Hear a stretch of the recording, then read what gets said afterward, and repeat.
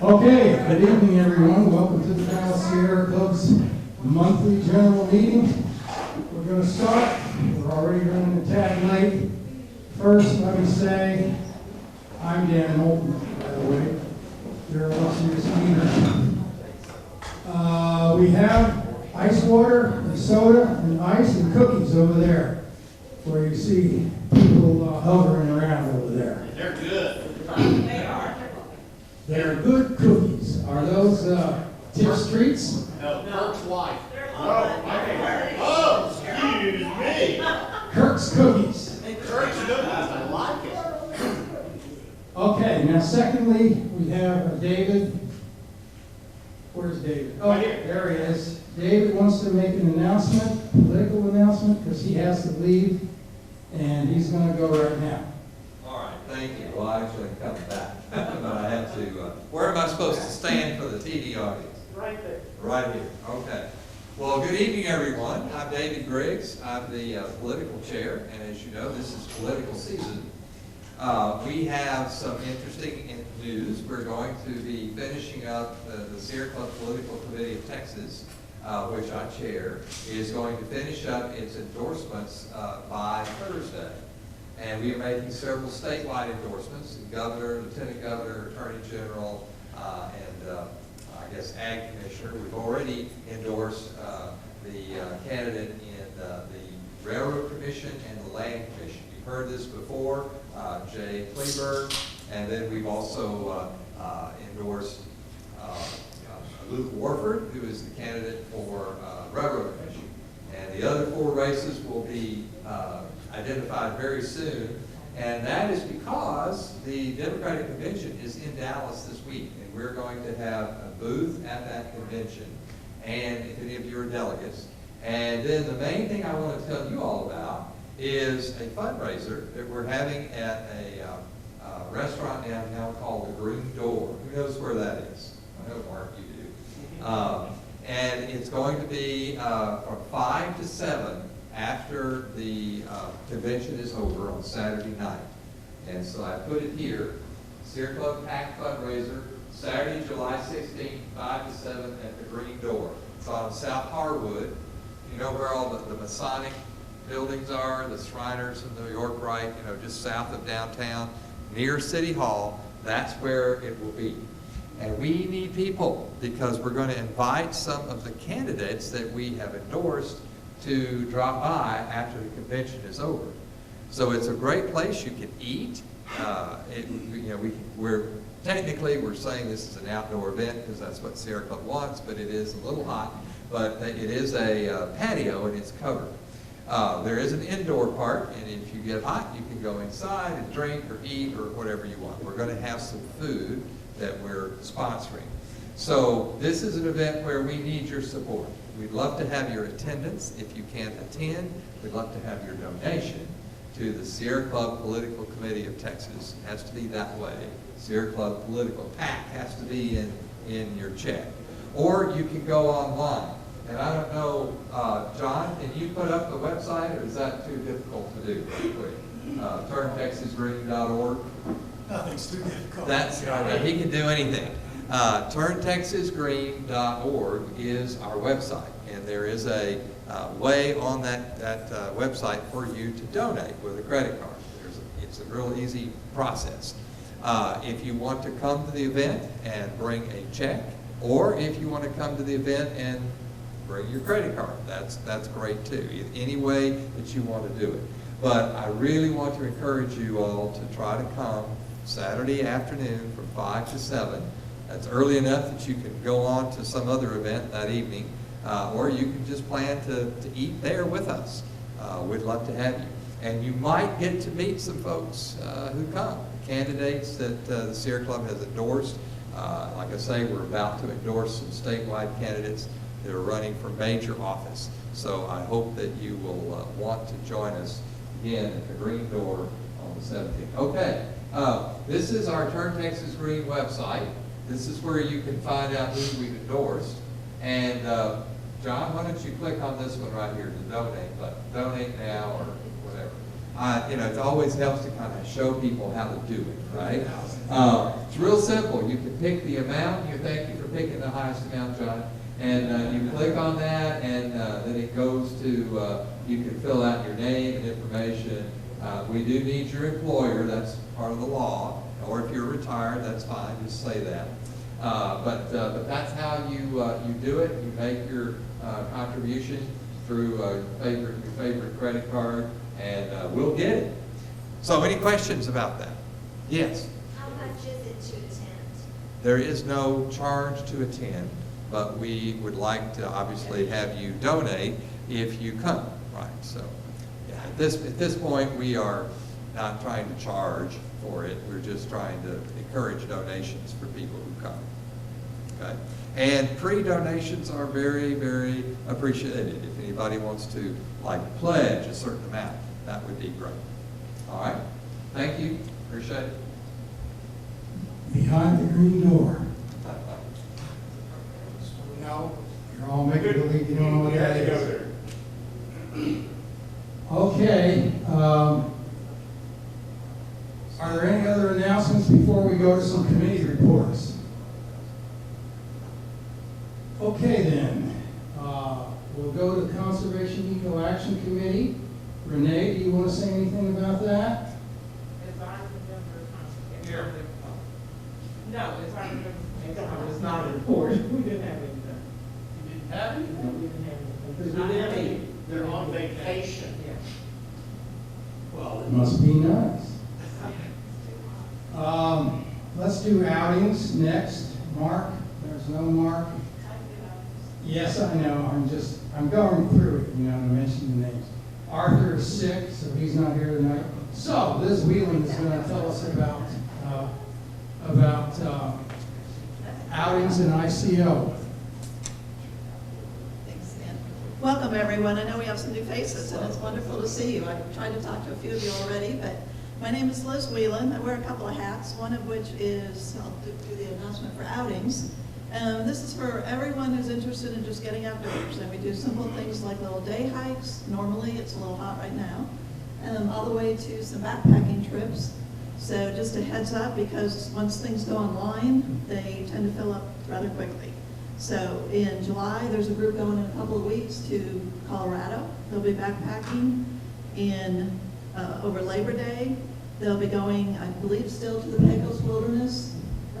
We've had a couple of changes back and forth because of the fires and everything going in out there and what's been open and closed. But they're back to planning the Pecos Wilderness, which is a gorgeous area. Again, that's going to be backpacking.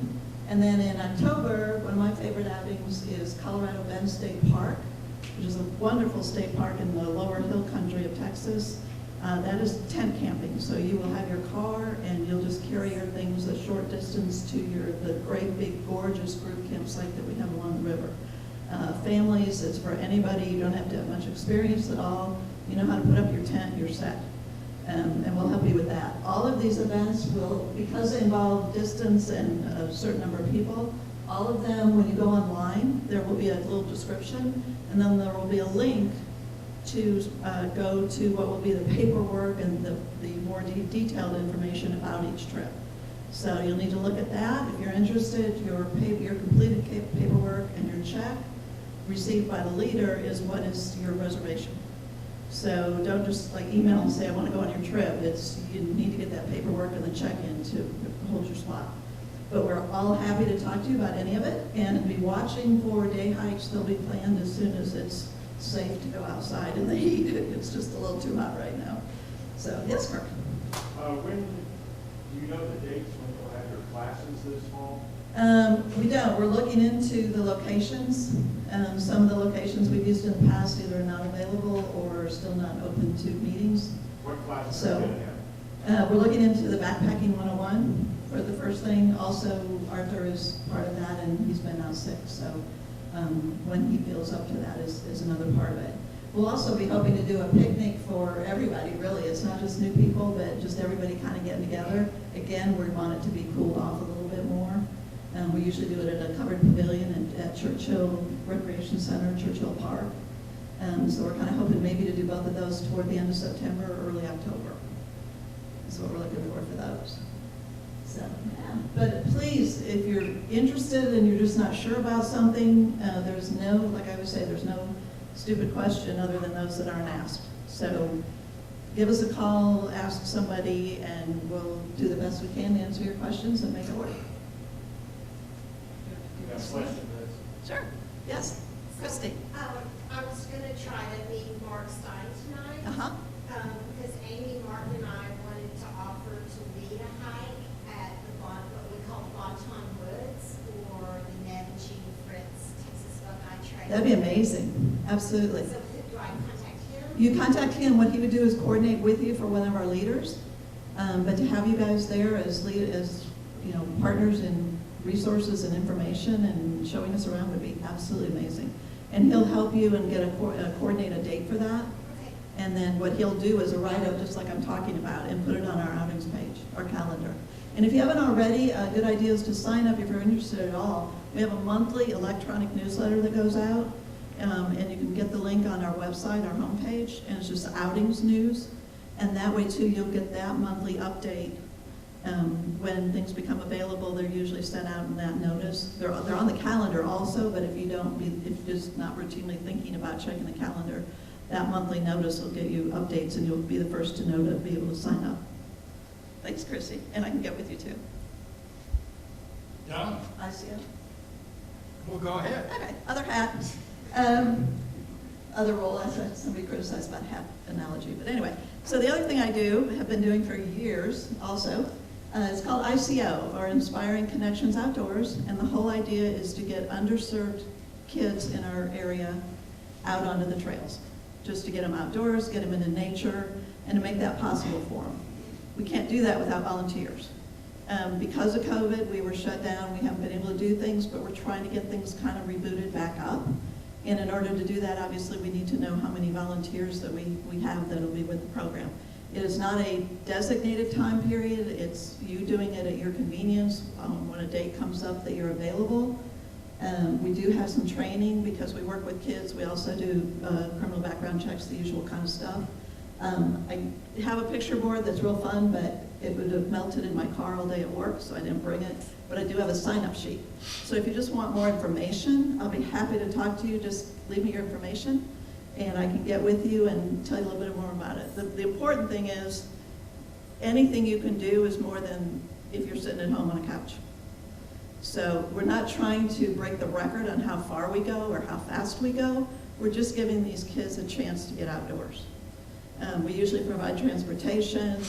They'll sometimes bring lunches. If they can't do that, we will do that. And we usually do it, it's on a Saturday. We'll pick them up like at 9 in the morning and get them back at 3 or 4 in the afternoon. So it's a simple, fun day. It's just really great time out in the woods. And if you've ever seen a group of 8 or 10 kids with a bud jar and a poop chart, it makes their day. So anyway, thanks so much. Thank you, Liz.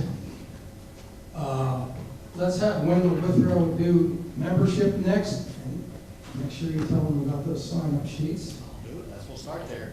Hello, everyone. We obviously we are just back from 2 years of fun COVID, so back in person, starting a little slow, but we are glad you're here. We have sign-up sheets for first-timers.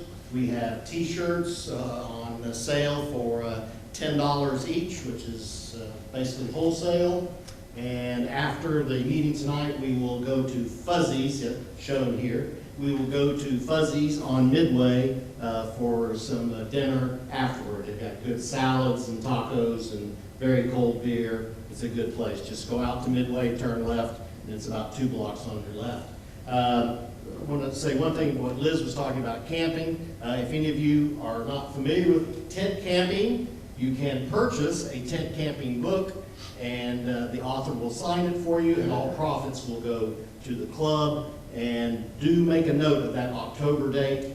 That is the outings, the camp out that is replacing what we usually do up in Oklahoma at Beaver's Bend. Of course, they basically demolished the entire campground. I don't think it had anything to do with us, but they demolished it and they're going to rebuild it eventually. But in the meantime, we're going to go down to Colorado Bend, and it is a wonderful, wonderful place. And let's see if there's anything else. Oh, yeah, I did. That's the first thing. Sign up. First timers, sign up so we at least know who you are, and chips and drinks there, and join us for fuzzies after the meeting. That's all I have. Or even if you're not a first timer and you don't get the newsletter, but you'd like to, sign on one of those sheets and then you can get the newsletter free every month. Not club activities. We've already done the political committee with David. What other committees do we need to deal with this evening? Yes. Yeah, but you will tell about next month's program when you introduce the speaker. Okay, I don't think we have any other committees we need to deal with tonight, so I'm going to ask Renee Robertson to come up here, tell you what the program for next month is going to be, and then introduce tonight's speaker. Thank you. I'd like to thank everybody for coming. It's nice to see people physically come out. My name is Renee Robertson. I'm co-chair for programs, finding speakers. I have a partner, her name is Victoria Howard. She couldn't make it this evening, but we work together finding speakers. For August, the speaker we had is from the Trinity River Audubon. Every year they take a group of kids. They start the process for finding kids in April, and they run about 200 kids, and last summer we had them come and speak. They actually asked us to speak, so I went and I was the speaker, but after I saw what they did, I had them come and speak to us. The city comes out and they teach these kids how to test soil. They teach them how to pull out invasive grasses and all kinds of things. It's a wonderful, interesting program. So he is with that program, and he will talk to us about what the kids did and also what the Audubon Society is doing right now. Our speaker tonight is Phil Erwin. He is best described as an arborist, but he is also manager director, City of Dallas, working with historical trees and things of that nature. If you ever see construction companies just cutting these beautiful trees down and you wonder, is there not something we can do? There is something you can do then. So he's going to talk to us about some of that. Okay, without further ado.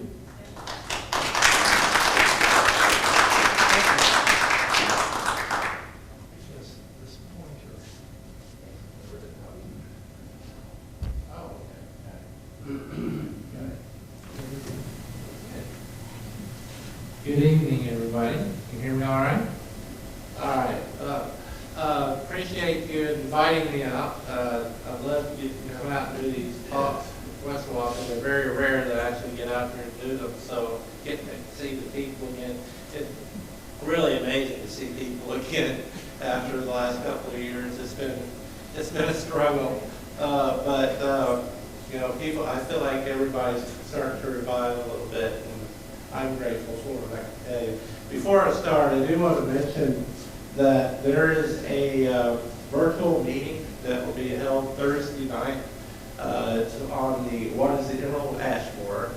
And so the city's forestry technical team will be online, and I think it's 6 p.m. This Thursday, then also Thursday on the 28th. And you'll be able to get online and be able to watch, and actually I think probably even ask questions. So it's going to be if it's introductory information about the EAB and you haven't learned, you can also go to our forestry web page that will provide information if you need to find more information on the EAB. So City of Dallas is very active in trying to control the emerald ash borer, but it's going to be a hard case. We're going to try to treat many of our trees, but we're also going to end up losing most of them. And so we also want to educate the public on what they can do about the trees in their own property. So we're going to, I'm hoping that these will be helpful meetings for you. And where do we find register for this evening? You'll be able to, if you have questions, you can, there's a number to call. You can also contact, email codforestry@dallascityhall.com, and you can get more information on that. You can also go to our forestry page. I think there's a link to that, so you can get access to it. I'm going to leave this form up here if you want to look at it later. You can pull information off of that. Okay. So what I want to talk about tonight is partnering for Dallas's urban forest program. Because essentially, it's going to take partnerships throughout, not only with our offices, the City of Dallas and the Sierra Club and other organizations, but also with development. So it's for us to be able to achieve goals for CCAP, which is basically one of the fundamental things that we're trying to pursue.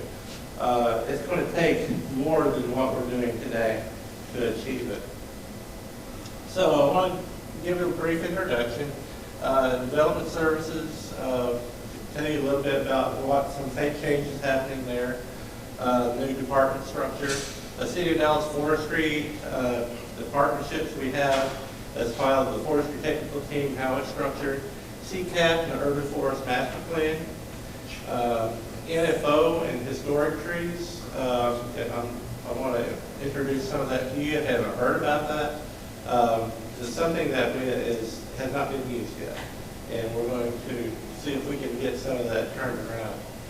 Then also want to talk a little bit about the neighborhood dilemma, which is, I would call the issues pertaining to the single-family exception and in Article 10 ordinance and our perceptions of it, and I'll try to, probably try to concentrate on that a little bit, considering the time we have. And then achieving CCAP goals for 2040. How are we going to do that? A lot to cover. So I'm Bill Erwin, Chief Arborist. I'm actually Manager Development now, but still call me Chief Arborist, I guess. The Development Services Department, I'm a graduate student at Austin, certified arborist, been district arborist since '98. So been kicking around for a while, doing a lot of, I liked it when I was out in district arborist out in the Southwest because it was a lot of fun to go mountaineering out there. Some good places. So I've been involved with the Escarpment Area Review Committee. I'm on the Forestry Technical Team, and I was quite busy with the 2018 Article 10 amendments for several years. So a little bit on the Development Services group. This is kind of how we're structured now. If I wear a shirt that says building inspection, I don't know how long we're going to see that name around much more. We're development services. We're one big team, but we're broken up into three groups. And the arborists, along with subdivision, zoning, engineering, science, and GIS, we're under land management. I'm excited about that because that has a lot of potential for focus, helping us focus as to what our mission is within the department, is to deal with everything that happens right up to the permit. So we've got zoning, we've got the arborist talking about the trees, and among other things. Engineering, dealing with everything. So I'm working with all these groups, along with the rest of the building inspection group, and building code trade inspections. We're all one team, but we have our assignments.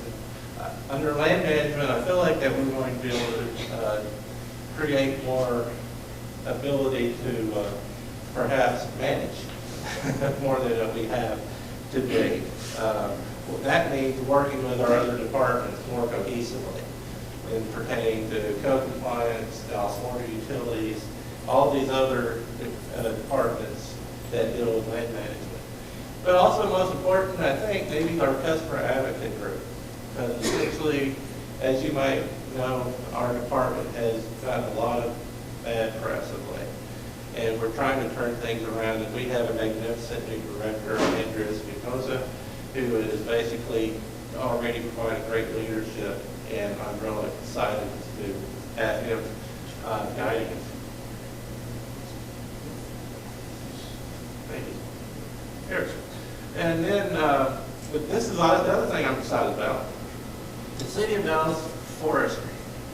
We don't have a forestry department. I don't know if we'll ever have a forestry department, but what we have is a structure. Now, from the city manager's office, they came in and they said, we're going to do this. So they took us, city foresters, city arborists, the managers essentially put us together under a forestry technical team, which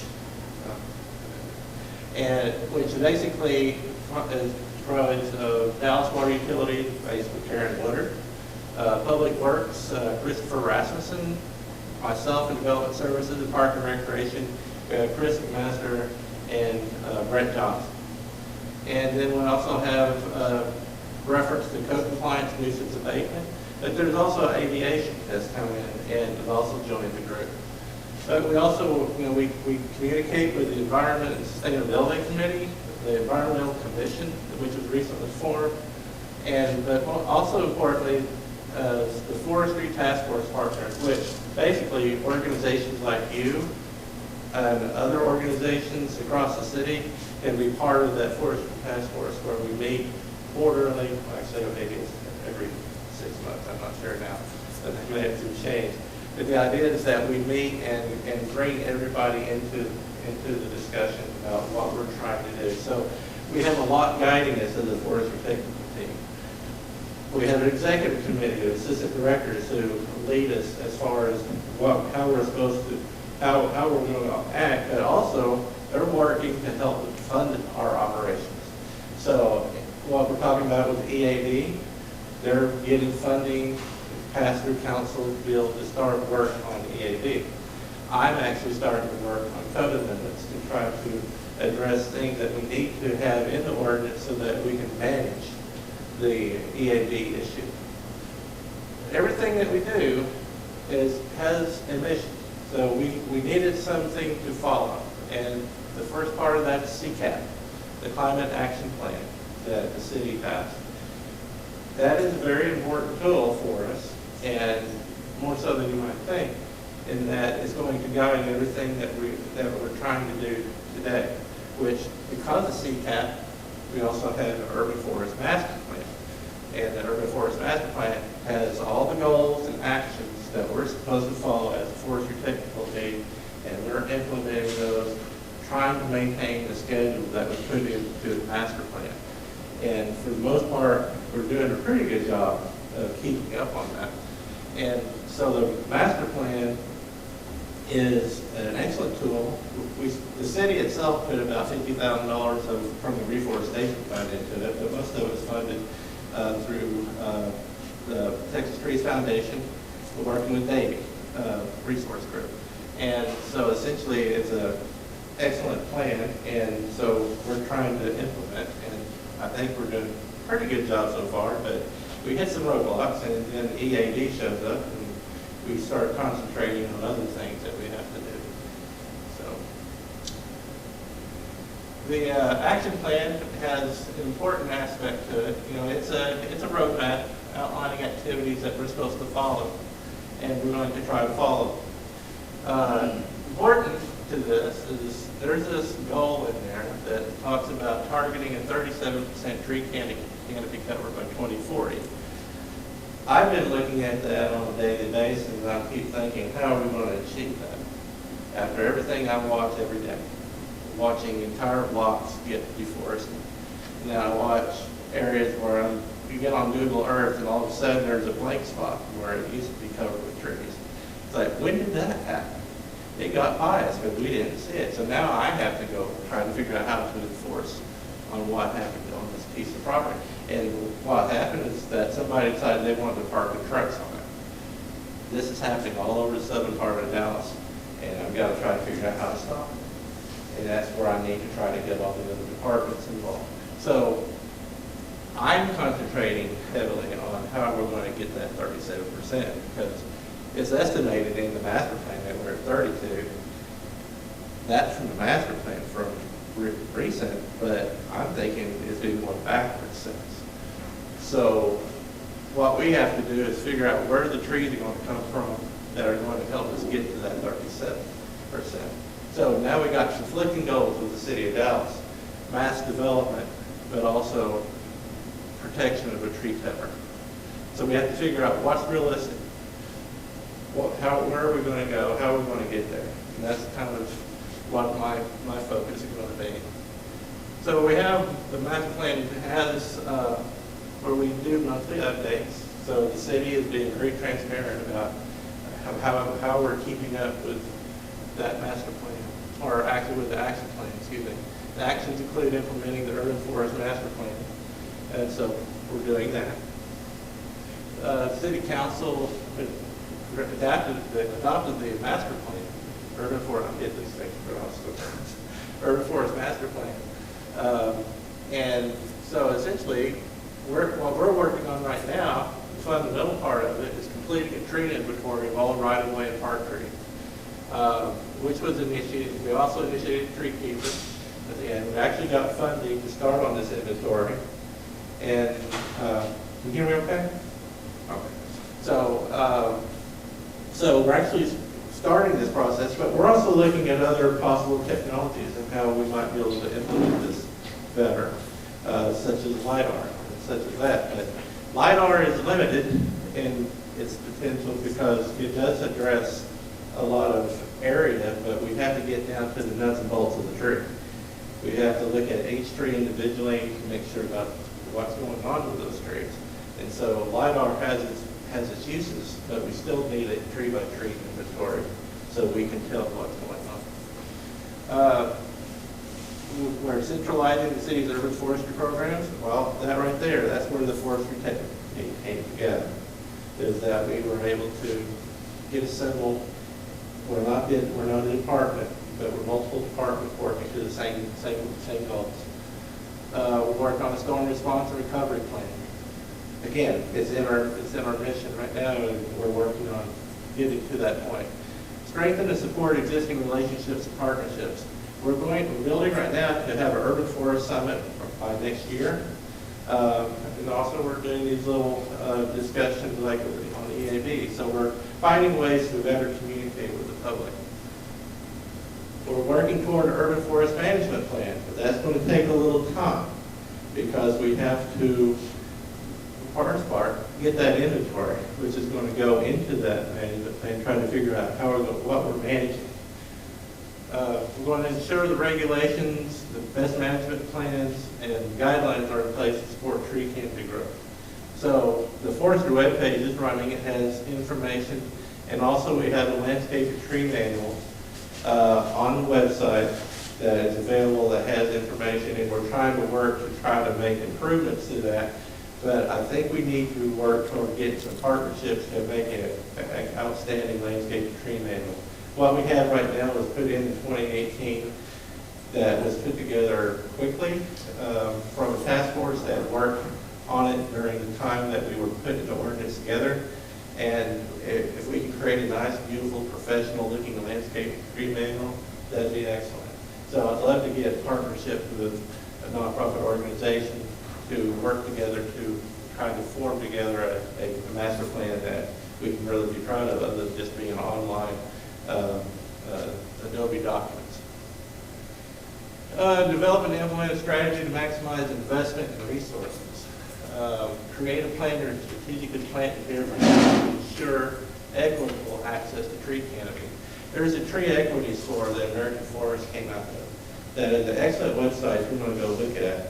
And then you can look at the city of Dallas. They use data that, LiDAR data, I believe, that basically for the area, and they identifies where area parts of the city is deficient in trees, and it defines it based on different social and economic factors. I think it's an important tool that we can look at, and I believe they're looking to come and do another program here in Dallas, which would be a tree equity score factors, which basically can narrow it down to the parcel. So it's an interesting tool. I think you might like to look it up if you can do so. We're looking to create a management program to address environmental threats. EAD came about, and that's exactly what we're doing right now, is trying to deal with environmental threats. And actually in this area, I don't know other cities that are actually doing active programs trying to address this issue. Tarrant County, Dallas County, Denton County, we're all covered. I'm just waiting for Collin County, Edie Conn now to be able, oh yeah, there it is. Because the emerald ash borer has spread it, and it's probably spread across Dallas County by now. Just haven't found them in our traps yet, other than the west side of the county. So essentially, we're also trying to figure out how we can improve our public engagement. And that's one of the reasons I'm also here, is that we want to come out and talk to the folks. We want to basically talk about our ideas and what we're working on. And so we're also looking to enhance and develop programs that encourage support active participation of our residents and volunteers in the planting and care of Dallas Urban Forest. I want to talk about in a couple of minutes about neighborhoods. Because to me, it kind of goes down to, we have to get back to our grassroots to deal with the neighborhoods directly and parcel out our forests into the area communities that we live in. And so I want to hopefully be able to find ways of where we can get the people involved. I think basically people are more involved when they're dealing with the trees around them on their own property and their neighborhoods. So let me talk a couple minutes about historic trees. The historic tree was approved by council in June 2018, Article 10. All this is a method of recognizing particular trees by city council by resolution. It puts a protection on it. Essentially, you can't remove the tree without the approval of city council, unless there's a defense to prosecution because the tree dies or something of that nature. So the idea was that we can at least recognize certain trees of particular value, and it'd be part of our program to be able to identify what's important to us in our community. So we can recognize a tree or a group of trees recognized by a resolution of the city council having cultural or historical significance. So historic doesn't mean just historic, it can have another purpose. It could be a small tree that was planted for someone in particular, particularly maybe a child who died at the school or something.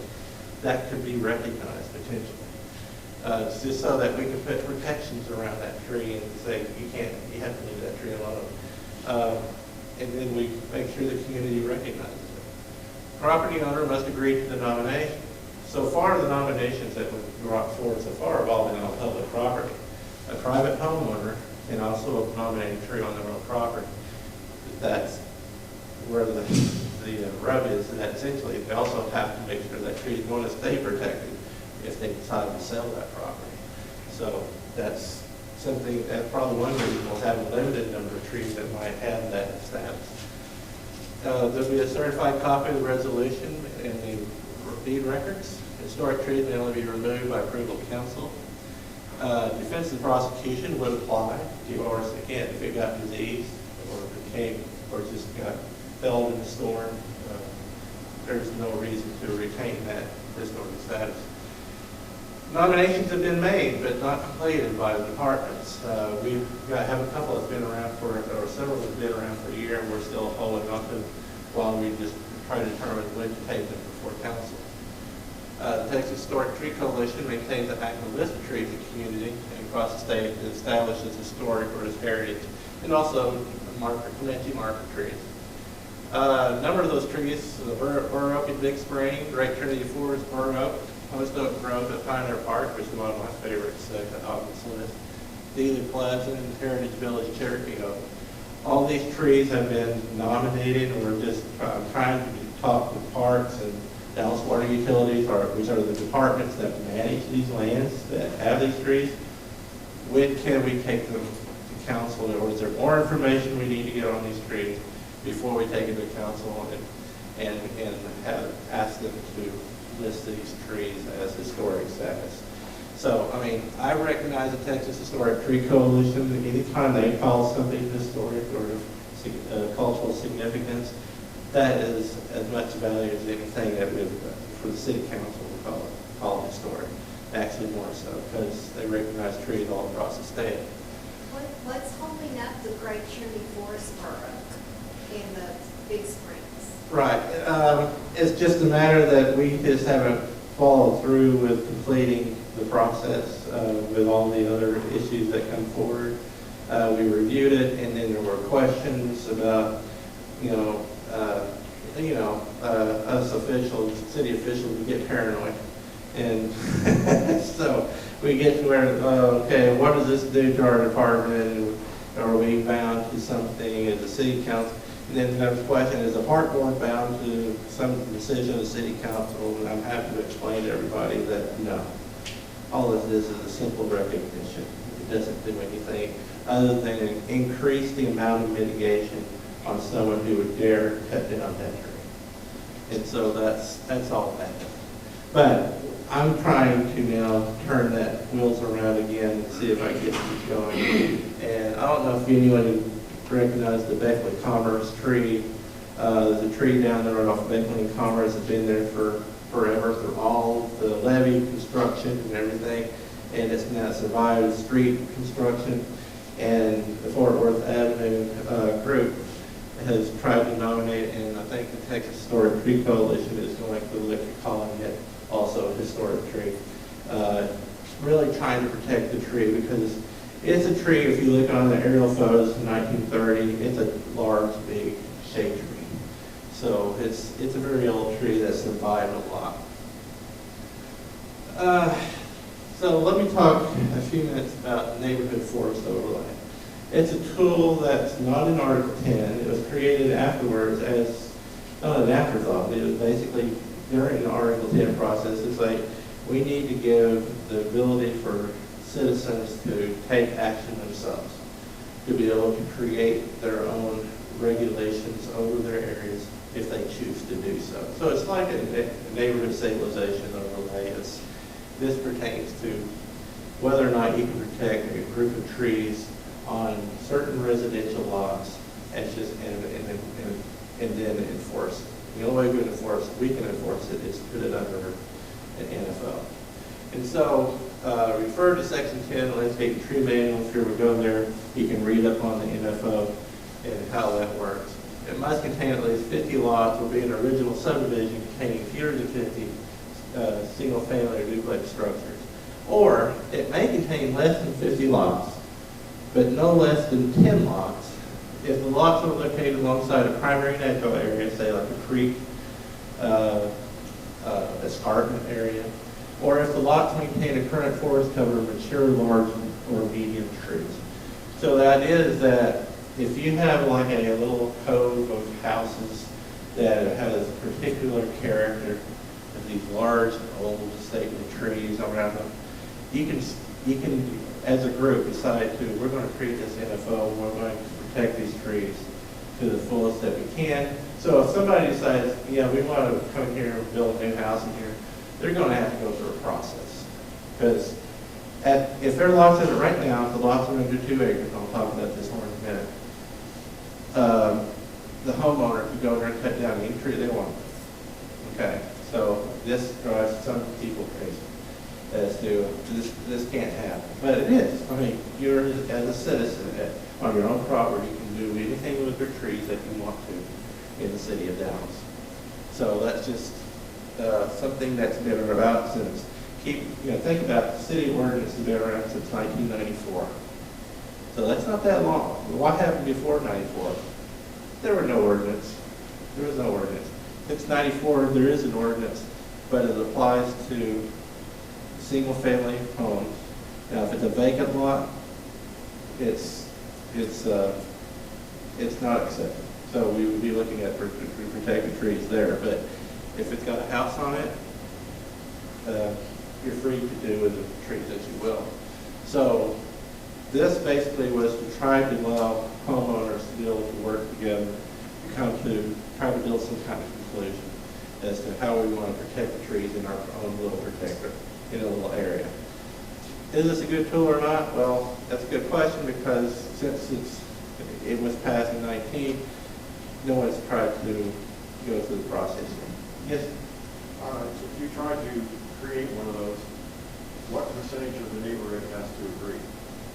I'll have to look that up again. It's not, actually, it's similar to what it is for a stabilization overlay. It's, I think it's 60, well, it actually depends on what type of, if it's only going to be for front yards or if it's going to be for a full property.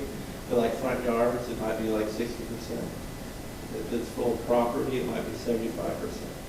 So I think, so I'm trying to remember, I haven't read it in a little while because no one's come to me to ask me the question as to how this works. So we're still waiting for that first neighborhood to take that challenge. And I understand why the business wants to, because that is neighbor against neighbor at that point, potentially. And that's the challenge with trying to address this. This map is an interesting one. We came up with about 2017.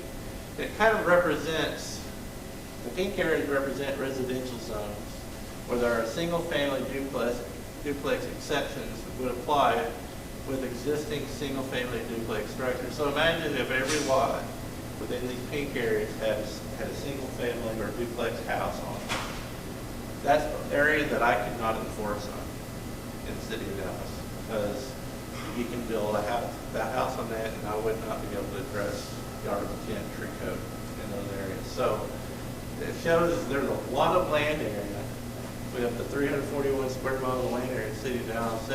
The urban forest master plans, there's 70% of tree canopies on private residentially zoned property.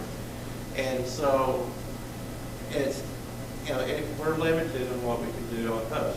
So the single family issues are my biggest challenge, because I often get calls about, oh, they're cutting down these trees on the lot.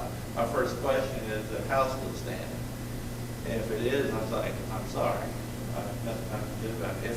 If there's a demo permit, then I'm going to go talk to that builder and start measuring trees that are still on the ground. But I have to move quickly.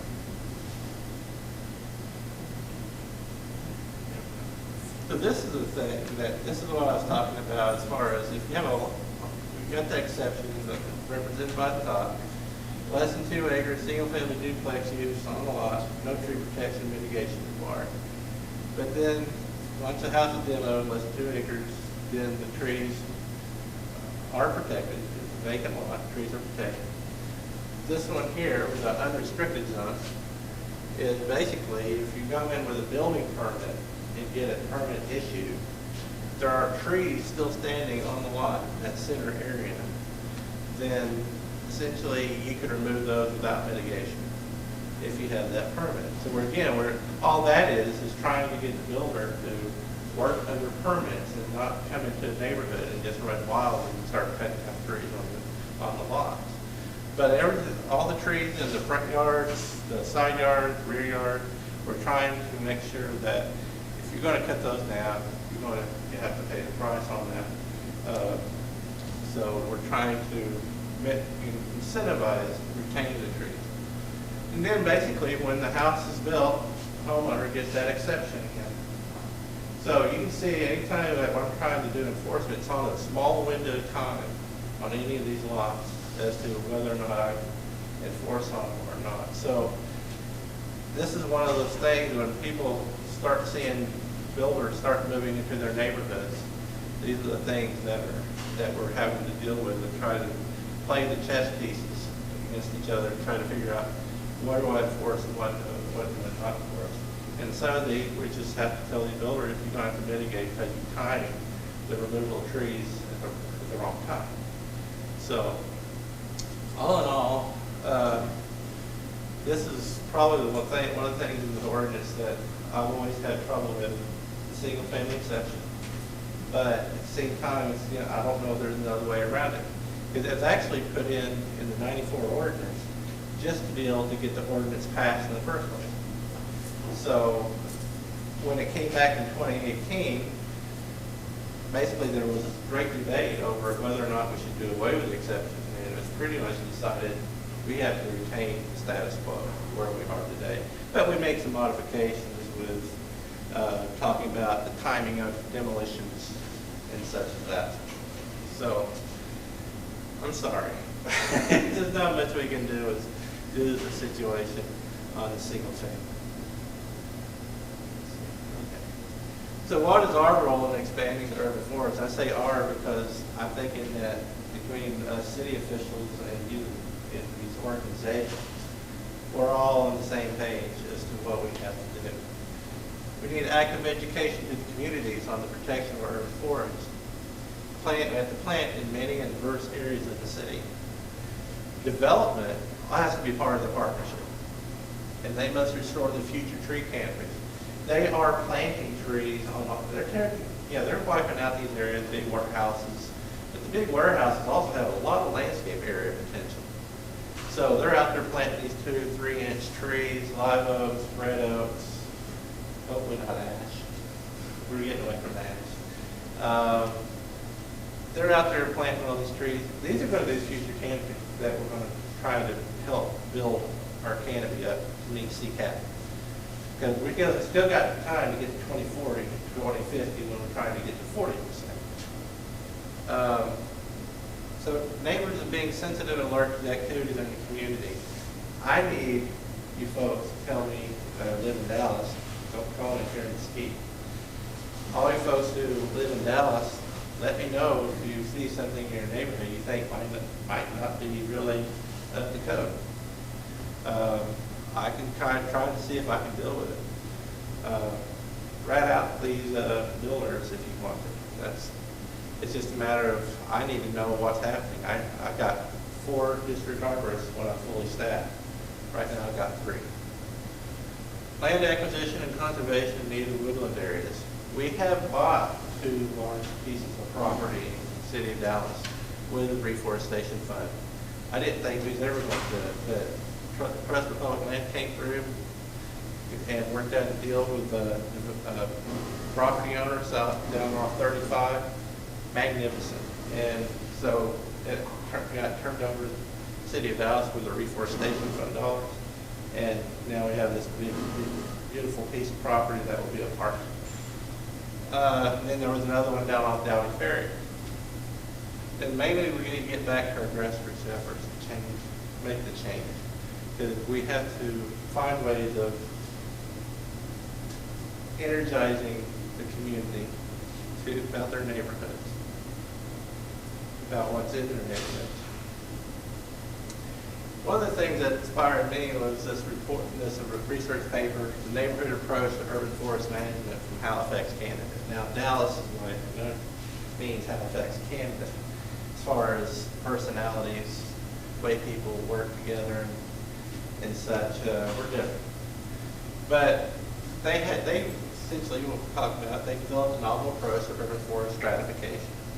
Jurisdictional boundaries is insufficient for effective urban forest management, so they basically decided, well, let's break it down by neighborhoods. And we have loads of neighborhoods across the city of Dallas, and I think each one of them are different. They have different ages, they have different types of trees. Some of them are new neighborhoods that basically, let's create a plan for this neighborhood and watch it grow. Because a developer came in, planted a bunch of trees, hopefully the right trees, and started a new neighborhood. Let's get this neighborhood energized and see about how their trees are going to get bigger. Because those trees in 30, 40 years are going to be the ones that I want to save my tree.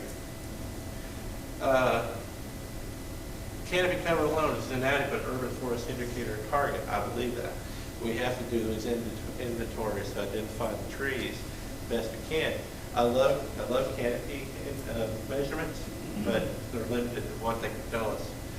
But management needs differ considerably between neighborhoods. That's a fundamental aspect of this research, is that we need to talk to each neighborhood differently based on what their needs are. And I'm kind of thinking that I might use this tool to help us determine how we can get management out across the city. The Halifax determined that neighborhood level management will foster a willingness of citizens to participate more strongly in future urban forest stewardship, as sense of place has been shown to be instrumental for local empowerment and social ownership. Well, I can be sarcastic about that if I want, but I kind of like to think that people are more interested in things when it involves their own community. There may be limitations, such as the lineage or urban forest neighborhoods may be highly influenced by those in the process who rely heavily on their own professional judgment. We learned that from any type of planning operation. You know, if we come in and try to put a, you know, try to zone a property differently, or, you know, region of an area differently, and you don't include everybody into it, somebody's going to be angry. So once you get to the point of, oh, when did they change that? Well, we need to make sure we include everybody. We have to figure out how to get past some language barriers and make sure we can deal with the cultural changes, the cultural differences that we're having to deal with. And now, talking about achieving the CCAT goals, I always go back to Alden Leopold. He said, conservation is a state of harmony between men and land. Despite nearly a century of propaganda, conservation still proceeds at a snail's pace. Progress still consists largely of letterhead, pieties, and convention oratory. On the back 40, we still slip 2 steps backward for each forward stride. Nothing has changed, as far as I can tell. We're in the same boat. We're always going to be in the same boat, that we're always fighting to make progress in conservation, and particularly in the city. Some of you may recognize pictures of the area of Forest. The one over here is a tree I took a picture of. It was, this site got assaulted a couple of times. One time, about 10 years ago, off Blue Ridge, down off of Westmoreland, and essentially just it came in a matter of hours, wiped out a whole big stand of trees. And it was a council member that told me about it, got me out there, so I was pleased. But this also is trying to figure out how to protect trees when you got the, you know, on a building site when all the fencing is down on the ground. So we're fighting ourselves, fighting development all the time, trying to figure out how are we going to achieve CCAT goals when we can't protect the things that are there. That didn't have to happen this way. Somebody decided they wanted to open it up so they can see what they're building. That's not fun. So all of a sudden you start losing canopy that way. It's worse, that's small scale. It's worse when you see the big site where they're going in to run trucks.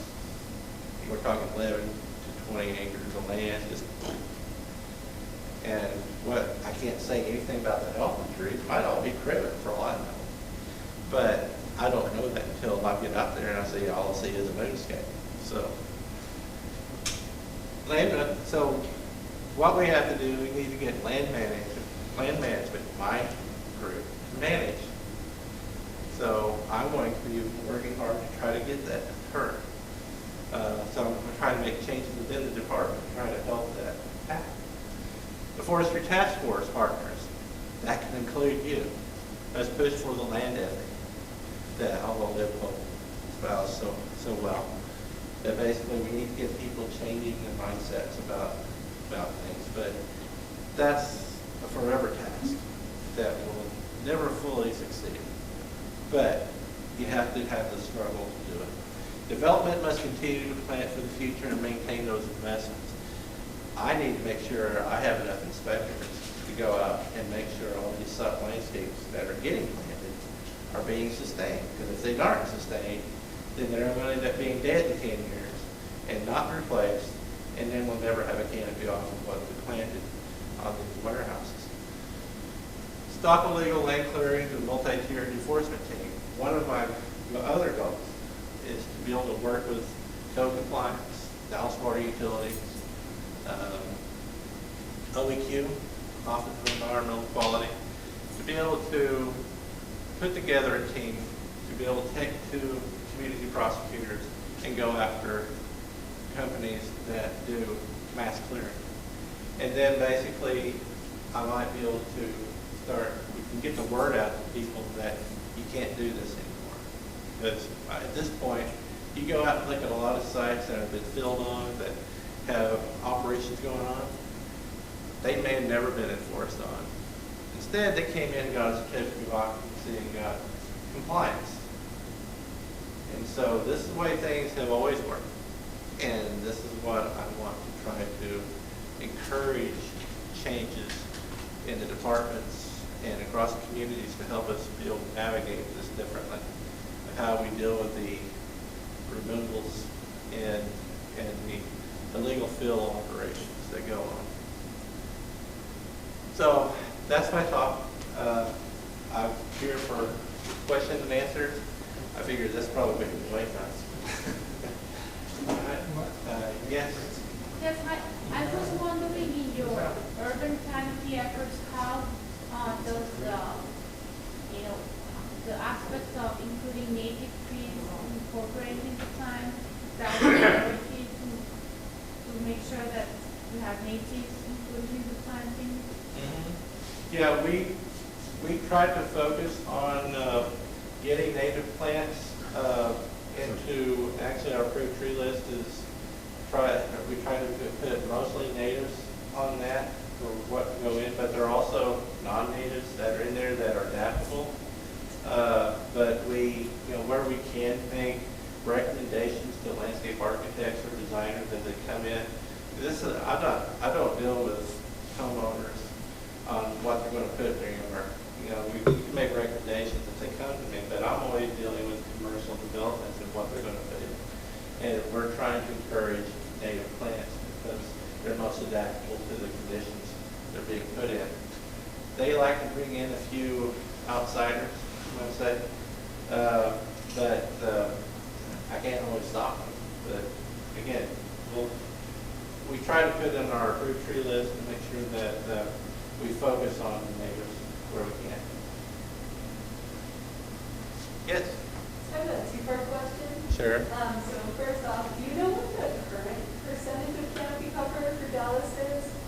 And then for the, to increase the canopy cover for the 37% plan, what areas are y'all focusing on? Is it already public areas? Are you trying to increase the course of walkways, parks? Yeah, well, the Urban Forest Master Plan said something about 32%. Accurate or not, that study that was done, I'm going to go with that until somebody tells me different. I would guess that that's actually been diminished since that report came out, just because the scale of development has happened since that publication. I've seen lots of warehouses, lots of new residential subdivisions that we didn't have before get turned around. Economy's good, trees come out. So, as far as where we're planting, so far, as far as our reforestation program goes, the plantings have been directed by our Parks Department and also with Texas Trees Foundation, but working on Cool Schools, our branching out program, planting trees in parks and schools, where public land where we can put reforestation fund trees into the properties. So most of those projects have reforestation fund trees, and we try to make sure they can get as many as they want. We got the money to buy them. We're going to go buy them and put them in the ground. Last year we spent about $300,000 on trees for these projects. So as far as locations, it's all around the city, is strategically trying to get around the city to have equal distribution as much as possible. What we need to do at the moment is, we can't just go plant on private property, and we wouldn't want to, because if we plant a tree in the ground, they probably won't have irrigation. So that's the problem there. Yes? You mentioned a couple of times that your team was a technical team. What does that mean, it's technical? Well, we're the technical wizard, you might say. I mean, we're forestry technical team. All that means is that we're the arborists, we're the foresters. We're working with a bunch of executives who are executives. We're working with other professionals, but whenever, we deal with a planner, we deal with an engineer, they want to know about trees, they're going to come to us. So we're the technical group that helps everybody else understand the forest and the trees. So Phil, Yes, sir. would you please make sure that the trees that are getting planted give us afternoon shade, the trails and walkways?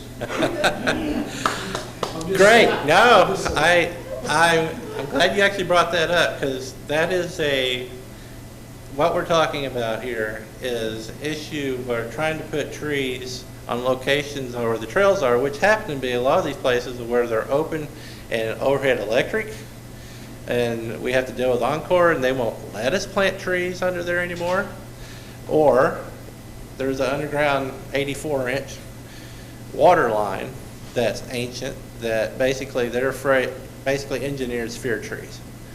And I guess they might have reason in some cases, but I get explanations sometimes of how these pipes are built and how they have these pressurized situations, and they're afraid of the roots getting into areas, and essentially right now they're afraid of the massive pipes blowing up, and they don't want to have anything excuse say, oh, a tree caused this. They're going to keep trees away from those locations. So yes, there are locations that basically we're never going to be able to plant trees at, because Dallas Water Utilities are going to prevent it. Unless somebody just, if somebody plants a rogue tree out there, they'll probably rip it out. So that's the nature of these utilities. They're good, big open spaces, perfect for trails, but they're going to fight you on trees every day. Thank you, Phil. Thank you, Mike.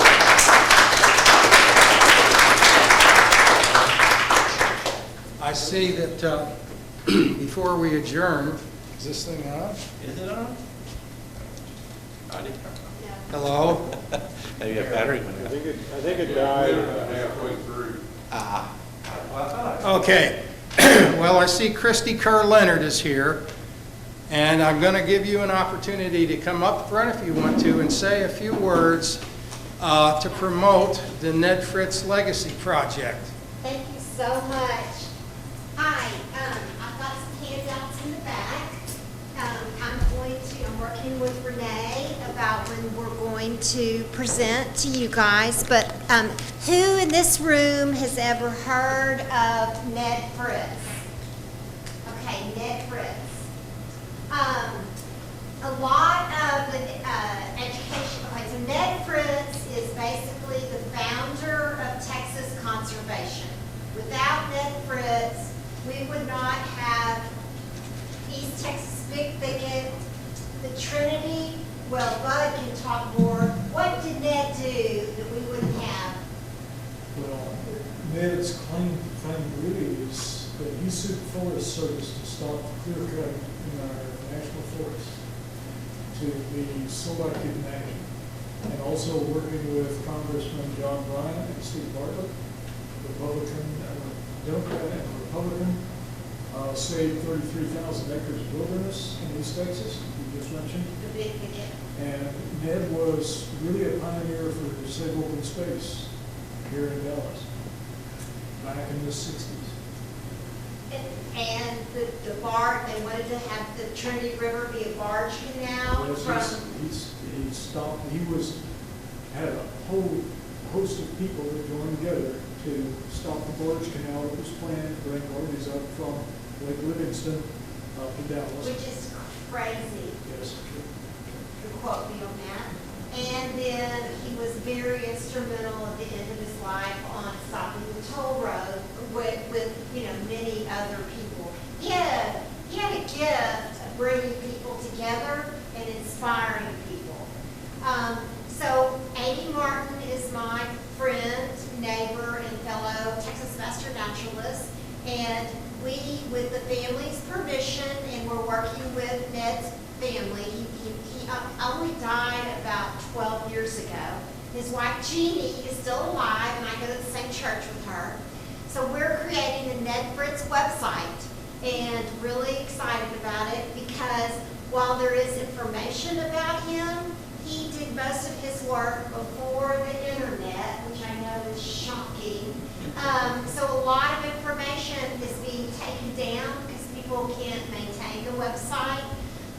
So that's what we're doing. It's really fun. I've got cards and flyers back there, and we're writing. My partner, she's not my girlfriend, she's my neighbor friend, hiking friend. She's locked in her room, writing away. So you can watch it unfold online right now.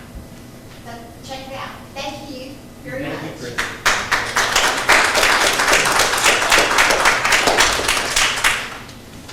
The Dallas Sierra Club is contributing some money to the Ned Fritz project, Thank you. but they need more money.